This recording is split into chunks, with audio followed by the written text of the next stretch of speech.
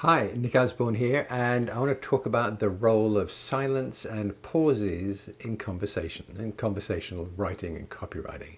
But we're going to start right at the top with an actual conversation. So if I have a conversation with you, I'm going to say something and then I'm going to pause, maybe a very short pause, but you'll recognize the signal that, oh, he's saying it's my turn. And in fact, if I'm saying something, I can actually tell from your face and body language that you're getting impatient, so I might stop and pause.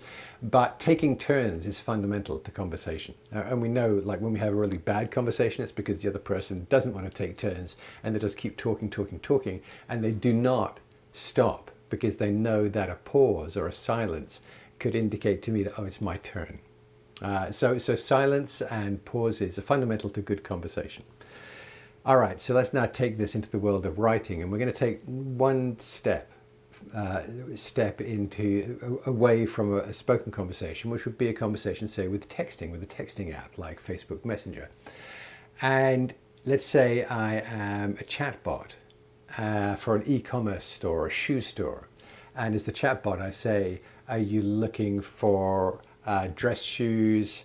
Sports shoes, hiking boots, whatever. You know, I can put in some options, and you as the prospective customer are going to say, I'm looking for hiking boots. And then I say, oh, okay, what size are you? Or I've got a series of questions. So chatbots are built on conditional logic. There are questions asked, there are like decision trees. Anyway, when you are interacting with the chatbot, you're going to take human length of time to write things and to ask things and to think about things. The chatbot, of course, is already pre-scripted. So it can actually answer you at the speed of light, like boom. You can say, I'm looking for, and as soon as you click send, instantaneously, the chatbot could reply. But they don't. Because when you're writing a chatbot script, you build in a pause, some silence. So maybe nothing for a bit. Then you see the little wavy dots indicating the chatbot is typing, which of course it isn't. But it's a convention, it's a signal that, hang on, here I come, it's a pause. So even in the world of like pre-scripted chatbots, the idea of a pause, of silence, is really important, really fundamental to conversation. All right, so now let's say that I'm writing even a sales page or a blog post. Can I do the same? I can't do exactly the same. I don't control back and forth that way because I'm just writing text. But I can help create a sense of pause, or a sense of silence, or a sense at least of turn taking. So I'll give you one example of how I might do that, which is probably my favorite, which is to, you know, instead of just having blocks of paragraphs, and if they're long paragraphs and they're all the same length, it really does sound like I'm one of those people who says, hey, shut up, just listen to me, or just read me. But if I vary the length of my paragraphs a bit, I create shorter paragraphs than I might if I were kind of writing as a business writer. But most specifically, every now and again, I have a very short paragraph which asks an open-ended question. Like, how do you think you might respond to this question mark? I'm not sure what I've written before, but instead of carrying on with what I'm going to say on that page, I'm going to pause and I'm going to ask the reader a question. And I want to ask them not a yes-no answer. I want to ask an open-ended question, so I'm inviting the reader to think.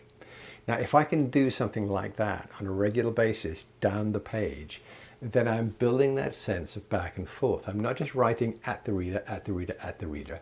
I'm inviting the reader, even in their own mind, to contribute, to have their say, to be part of that communication, of that conversation.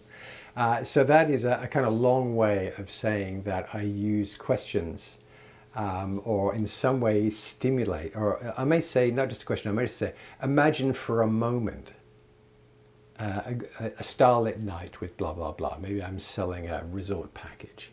I may use a word like imagine. So again, I'm inviting the reader to pause, to stop reading, even for a very brief moment, and just think. I'm engaging them, I'm engaging their imagination, either through getting them to visualize something by saying imagine, or by asking an open-ended question. I want the conversation to go into their hands for a moment. They pause, they think, then we come back to what I'm writing. So that is part of what it means to write conversationally, is to allow the reader moments of pause, moments of silence where they contribute before reading on what you have to say. Okay, I hope I explained that reasonably, and I hope you find it helpful. Thanks, bye.